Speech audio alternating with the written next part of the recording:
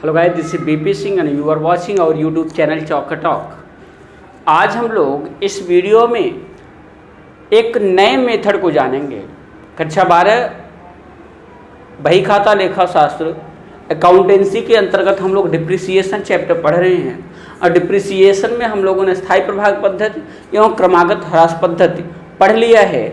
आज हम लोग पढ़ेंगे वार्षिक वित्त पद्धति। वार्षिक वित्त पद्धति क्या होती है? वार्षिक वित्त पद्धति जनरली ऐसी संपत्तियों के लिए यूज की जाती हैं जिनका एक फिक्स अमाउंट होता है और एक समय के बाद वो ख़त्म हो जाएंगी। मतलब जैसे पट्टा हो गया, तो पट्टे पर अगर कोई संपत्ति ली गई है, लीज पर ली गई है, तो वहाँ पे वार्षिक वित्त पद्धति के माध्यम से डिप्रिसिएशन निकाला जाता है। वार्षिक वित्त पद्धति में क्या होता है कि उस अस्थायी संपत्ति पे इंटरेस्ट भी निकाला जाता है। इंटरेस्ट निकाला जाता है और जो डिप्रिसिएशन का अमाउंट होता है वो अस्थायी प्रभाग पद्धति की तरह पर ईयर सेम होता है। यहाँ पे एक फिक्स अमाउंट डिप्रिसिएशन होगा और ह्रास जो है पर ईयर आपका चेंज होता जाएगा। इंटरेस्ट आपका पर ईयर चेंज होता जाएगा।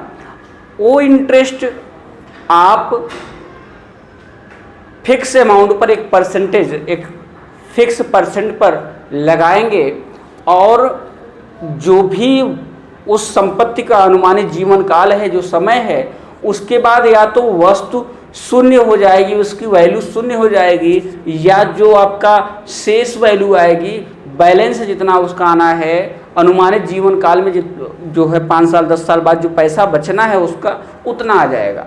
हमारे पास एक एग्जाम्पल है। इस एग्जाम्पल के माध्यम से इसको समझने का प्रयास करते हैं कि कैसे हम लोग लीज अकाउंट बनाएंगे।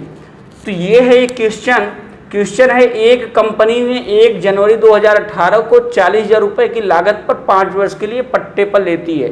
कोई संपत्ति है जिसको 5 वर्ष के लिए 40,000 रुपये पर 5 वर्ष के लिए पट्टे पर लेती है। वार्षिक वित्त तालिकाओं से, अच्छा इसमें क्या होता है ना कि जो डिप्रिसिएशन होता है वो दिया रहता है कि 1 रुपये का डिप्रिसिएशन 5% इतना होगा। 1 रुपये का निकाल के दिया रहता है और एक टेबल भी दी रहती है। तो जनरली क्वेश्चन में दिया रहता है कि 1 रुपये का डिप्रिसिएशन इतना होगा।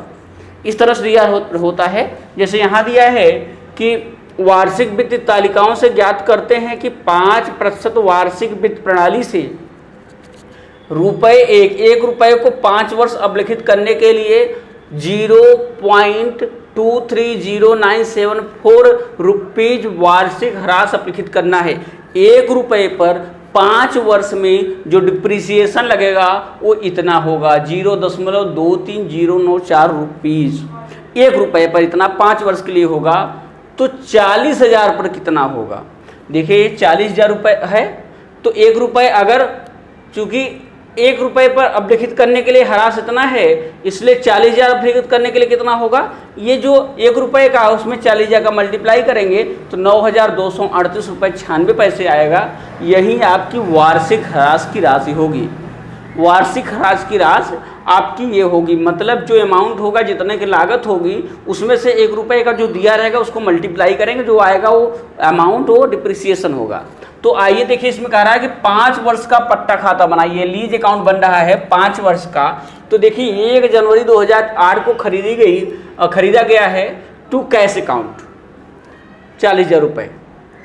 लीज अकाउंट जो संपत्ति खरीदी गई, संपत्ति अकाउंट डेबिट टू कैश, इसलिए यहाँ पे टू कैश हुआ 40,000 रुपये का। अब देखिए यहाँ पे जो 5% है, इस 40,000 पर आपको 5% इंटरेस्ट निकालना है। तो आप टू इंटरेस्ट अकाउंट निकालेंगे 40,000 का, ये 31 दिसंबर को निकलेगा। टू इंटरेस्ट 2,000, 40,000 5% 2,000 रुपये। और डिप्रिसिएशन बाय डिप्रिसिएशन अकाउंट, आपका डिप्रिसिएशन ये होगा 9,238 रुपये 96 पैसे। इसको टोटल करके इसको माइनस करेंगे, आएगा 32,761 रुपये 4 पैसे। ये पहले ईयर का बन गया। सेकेंड ईयर 2009 में बैलेंस हमारे पास बचेगा 32,761 रुपये 4 पैसे। ये बैलेंस है डिप्रिसिएशन आपका पर ईयर वही होगा, लेकिन जो इंटरेस्ट होगा वो बैलेंस अमाउंट पर निकलेगा। अब 32,761 रुपये 4 पैसे का जो इंटरेस्ट निकालेंगे 5% और 1638 रुपये 5 पैसे होगा। अब ये हमारा डिप्रिसिएशन इतने का हो गया, तो हमारे पास जो बैलेंस मशीनरी बची वो लीज एसेट्स जो हमारे पास है 25,160 रुपये 13 पैसे का। 2 ईयर कंप्लीट हो गया, 3rd ईयर में आएंगे 2010 में, तो बैलेंस हमारे पास 25,160 रुपये 13 पैसे और 25,160 रुपये का हमारा जो 31 तारीख को जो इंटरेस्ट होगा वो 1,258 रुपये होगा, और ये डिप्रिसिएशन इतना बैलेंस इसको जोड़ करके माइनस करेंगे 17,179 रुपये 17 पैसे। 3rd year complete. 4th year में आते हैं। 4th ईयर आपका 2011, बैलेंस बैलेंस इसका आएगा 17,179 रुपये 17 पैसे। इसका 5% आप क्या निकालेंगे इंटरेस्ट 858 रुपये 95 पैसे होगा। फिर 31 दिसंबर को डिप्रिसिएशन 9238 आपका ये डिप्रिसिएशन है ही, और इसको दोनों को टोटल करके इसको माइनस करेंगे, जो हमारा बैलेंस बचेगा 8,799 रुपये 16 पैसे है। आइए लास्ट ईयर बनाएंगे। अब टोटल देखिए 8,799 रुपये 16 पैसे ये हमारा ये हुआ, और हमारा इसका इंटरेस्ट होगा 439 रुपये 95 पैसे, इतना होता है। तो ये टोटल हम करेंगे तो 9239 रुपये 11 पैसे आ रहा है, और डिप्रिसिएशन हमारा हो रहा है 1,238 रुपये 96 पैसे। तो कितना 15 पैसे का डिफरेंट आ रहा है। तो ये डिफरेंस जो होगा इंटरेस्ट अकाउंट में एडजस्ट कर लिया जाएगा, इसलिए यहाँ पे 15 पैसे की बहुत बड़ी वैल्यू यहाँ पे नहीं दिखाई गई है। तो टोटल हमारी जो मशीनरी है, ये जो लीज है वो 5 साल बाद जीरो हो जाएगी। देखिए यहाँ जीरो होगी नहीं हो गई, ये इतना हमारे पास था, इंटरेस्ट इतना हुआ, टोटल हो गया 9,239 रुपये 11 पैसे, और एंड में 31 दिसंबर को हमारा जो डिप्रिसिएशन हो गया 9,238 रुपये 96 पैसे। तो अब हमारे पास जो लीज अकाउंट था उसमें 6वें वर्ष में उसकी वैल्यू शून्य हो गई, जीरो हो गई। 5 वर्ष के लिए पट्टा लिया था तो उसका अगर दोहन कर लिया तो शून्य हो गया। तो इस तरह से बनाने के लिए आप लीज अकाउंट जनरली बनाने के लिए इसका प्रयोग किया जाता है। तो इसमें सबसे बड़ी बात यहाँ पे ध्यान देनी होती है कि ये जो दिया रहता है 1 रुपये का इतने वर्ष के लिए इतना होगा, तो जितना दिया रहे जो अमाउंट होगा उसमें उसको मल्टीप्लाई करेंगे, जो आएगा वही आपका डिप्रिसिएशन होगा। और वो डिप्रिसिएशन अस्थायी प्रभाग पद्धति की तरह पर ईयर चलेगा, कंटिन्यू चलता जाएगा। और दूसरी नई चीज़ इसमें ये करनी है कि इसमें जो अमाउंट है उसको पर ईयर जो डिप्रिसिएशन जो दिया रहेगा जो परसेंटेज 6%, उस पर आपको इंटरेस्ट भी निकालना है।